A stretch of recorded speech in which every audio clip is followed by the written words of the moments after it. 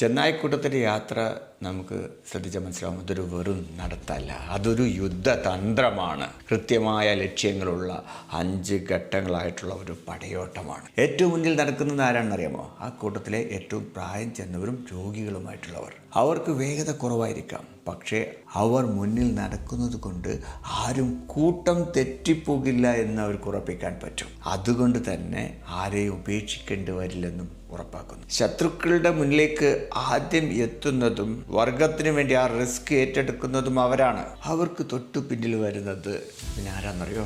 യുവരക്തം, കരുത്തരും വേഗതയുമുള്ള പോരാളികൾ. മുന്നിലുള്ളവർക്ക് താങ്ങായും പിന്നിലുള്ളവർക്ക് കവചമായും അവർ നിലകൊള്ളുന്നു.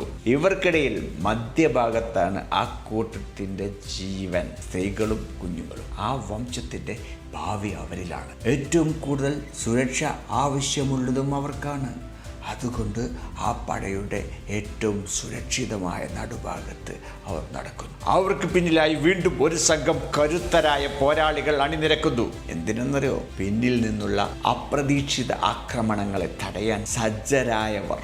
എന്നാൽ ഇതിനെല്ലാം പിന്നിലായി ഏറ്റവും അവസാനം തികച്ചും ശാന്തരായി, എന്നാൽ അതീവ ജാഗ്രതയോടെ എല്ലാം നിയന്ത്രിച്ച് ഒരാൾ നടക്കും. അവനാണ് ആ കൂട്ടത്തിലെ തലവൻ, ദ വൂൾഫ് കിങ്.